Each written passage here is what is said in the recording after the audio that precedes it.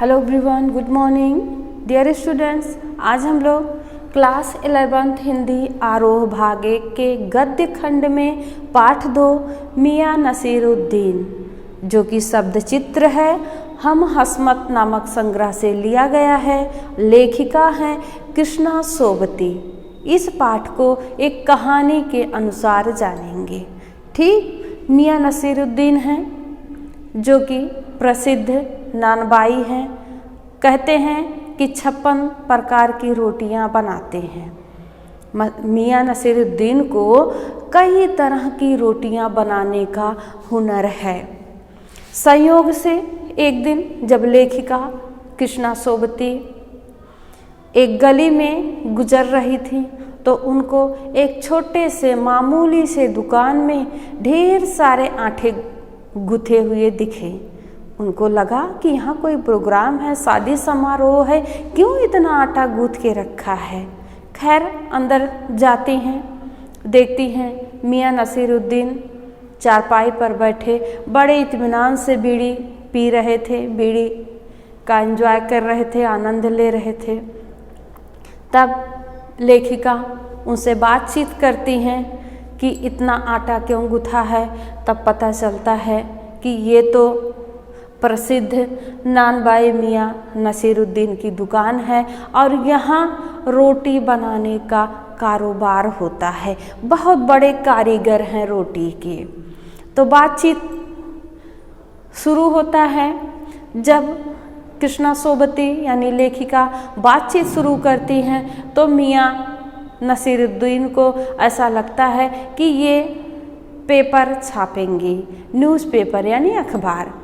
अखबार से मियाँ जी को बड़ी चिढ़ थी। उनका मानना था अखबार छापना, अब अखबार पढ़ना, ये सब निठल्लों का काम होता है। यानी जिसके पास कोई काम नहीं है, जिसको कोई काम नहीं करना है, उसको बस पेपर ले लो, पढ़ो और लिखो। तो भड़क जाते हैं। लेकिन जब लेखिका बताती है कि उनका पेपर यानी अखबार से कुछ भी लेना देना नहीं है, तब ये मियाँ साहब बात करते हैं, बताते हैं मैं इतने प्रकार की रोटियां बनाता हूँ, उसमें जो तुनक रोटी है वो बहुत ही पतली रोटी होती है। अपनी तमाम रोटियां हैं, 56 प्रकार के रोटियों हैं, रुमाली है और जो मोटी रोटी है, नान वाली रोटी है, सबकी क्वालिटी बताते हैं, बड़ी प्रशंसा करते हैं। और कहते हैं बातों में कहते हैं कि उनके वालिद जो मियाँ बरकत हैं और दादा मियाँ कल्लन हैं, वे शाही घराने में रोटी बनाते थे। एक बार शहंशाह ने उनके वालिद से कहा कि कोई ऐसी चीज़ बना के खिलाएं जो कि ना आग में पके ना पानी में। उनके वालिद ने बनाया भी और खिलाया भी। शहंशाह ने बहुत प्रशंसा की।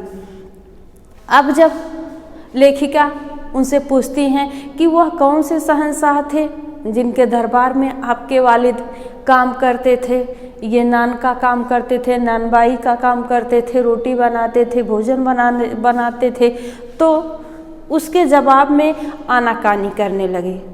आनाकानी इसलिए करने लगे क्योंकि ये झूठा था, उनकी बड़बोली थी। उनके वालिद किसी शहंशाह के यहाँ काम नहीं करते थे। जब बात ज़्यादा हो जाती है, जब लगता है मियाँ नसीरुद्दीन को कि फंस जाएंगे बात करते करते, तो वो लेखिका से दूरी बनाने लगते हैं और जो उनके यहाँ कारीगर हैं उससे कहते हैं आटा गूंथो और रोटी बनाने की तैयारी करो। इस पर लेखिका पूछती हैं आप इनसे कैसे काम करवाते हैं, इसके एवज में क्या देते हैं। तो बताते हैं या मेरे घर कारीगर है, मेरी दुकान पे कारीगर है, काम करता है, इसके एवज में मैं इसको पैसा देता हूँ, वेतन देता हूँ और ये सीख भी लेता है। मैंने भी तुरंत से ही ये हुनर नहीं सीख लिया, मेरे अंदर हुनर नहीं आ गई। मैंने भी पहले बर्तन धुले थे, भट्टी जलाई थी, भट्टी लिपी पोती थी, साफ सुथरी की थी। धीरे धीरे यानी कि 1 by 1 स्टेप बाय स्टेप मैंने इस काम को सीखा, तब जाके ये हुनर मेरे अंदर आई। इसी तरह यह कारीगर जो है वो भी सीख रहा है, इसके अंदर भी यह हुनर आ रही है। इसलिए किसी को भी कोई काम अगर करना हो, सीखना हो, तो उसको धीरे धीरे छोटे काम से शुरू करना चाहिए। जैसे इसको रोटी बनाना है, परफेक्ट रोटी बनाना सीखना है तो पहले भट्ठी जलाएगा। भट्ठी किस तरह जलाई जाती है, उसकी आग कैसे नियंत्रित की जाती है, पहले ये सब धीरे धीरे स्टेप बाय स्टेप करके तब ये अच्छा सा नान बाई बन पाएगा। तो कुल मिला के मियाँ नसीरुद्दीन इस पाठ में मियाँ नसीरुद्दीन से लेखिका ने बात किया है और कुछ जवाब तो मियाँ नसीरुद्दीन साहब ने अच्छे से दिया, लेकिन जहाँ वो फंसते नज़र आते हैं तब उनसे दूरी बना लेते हैं। आखिर में लेखिका वहाँ से उठकर चल देती हैं। ठीक, आशा है यह चैप्टर आप अच्छे से समझ लिए होंगे। धन्यवाद।